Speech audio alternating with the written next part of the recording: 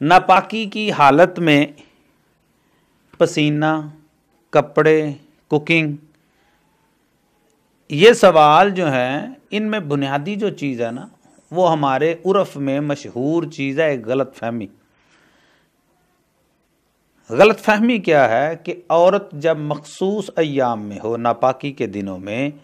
تو جو لباس اس نے پہنا ہوتا ہے وہ بھی ناپاک ہے، چاہے اس پہ خون کے اثرات ہوں یا نہ ہوں۔ ہمارے عرف میں ایسی چیزیں بڑی مشہور ہیں یہاں پر، لہٰذا اس ضمن میں یہ سوال تھا کہ آیا مخصوص دنوں میں ایک عورت نے ایک لباس پہنا، جب اس نے اتارا اس نے دیکھا اس کے اوپر کوئی نجاست نہیں ہے، تو ہمارے عرف میں جو ہے کہ جی ان کپڑوں میں نماز نہیں ہو سکتی، کیوں جی یہ مخصوص دنوں میں پہنے تھے، تو ایسی کوئی بات نہیں ہے، وہ کپڑے عام دنوں کی طرح۔ اسی طرح ایک لڑکے نے ایک لباس پہنا، میں ایک مثال دیتا ہوں سادہ سی، ایک لڑکا مہمان گیا، اس نے ایک ہی جوڑا پہنا، اس کے پاس وہی ہے، وہاں پہ اس کو احتلام ہو گیا، کپڑے ناپاک ہو گئے۔ اب ہمارے عرف میں یہاں پر جو نوجوان نسل ہے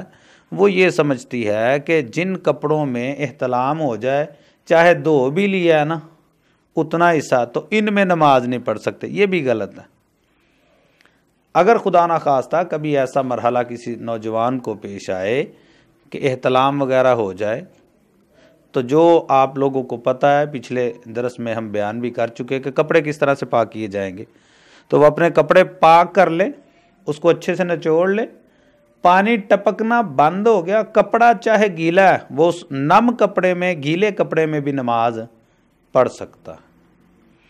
کہ اس میں کوئی حرج نہیں ہے۔ تیسری چیز جو تھی اسی سے متعلقہ تھی، پسینہ جو ہے، ایک بندہ جنبی ہے، عورت ہے، وہ مخصوص ایام میں ہے،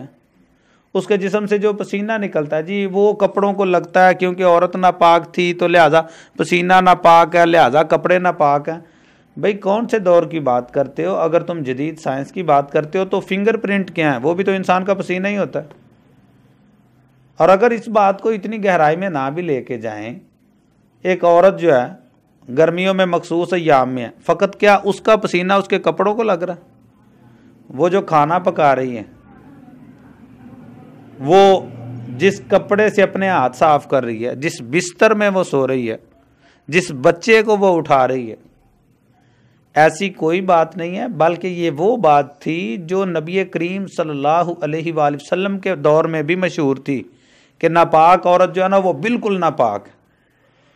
تو احادیث میں یوں بھی ملتا ہے کہ آپ نے ازواج پاک سے پوچھا، حضرت عائشہ صدیقہ رضی اللہ تعالی عنہا کے بارے میں مجھے یاد پڑتا ہے کہ یہ حدیث پاک ہے کہ آپ نے پوچھا جب آپ مخصوص دنوں میں تھیں کہ آپ نے پانی کہاں پہ لب لگا کے پیا؟ آپ نے وہ پیالہ لیا اور خاص طور پہ وہیں پہ لب لگا کے پانی پیا جہاں سے حضرت عائشہ صدیقہ رضی اللہ تعالیٰ عنہ نے نوش فرمایا تھا۔ لہٰذا یہ جو عوام الناس میں غلط فہمی ہے کہ مرد یا عورت اگر مخصوص ناپاکی کی حالت میں ہوں تو ان کا جوتا بھی جو ہے وہ بھی خدا نہ خواستہ اسی طرح سے جیسے کوئی ناپاک چیز ہے، پیشاب پخانہ ہے، ایسی کوئی بات نہیں ہے، بلکہ فقط وہ زیادہ سے زیادہ مستعمل کے حکم میں آتا ہے، اس سے زیادہ وہ اس حکم میں نہیں آتا۔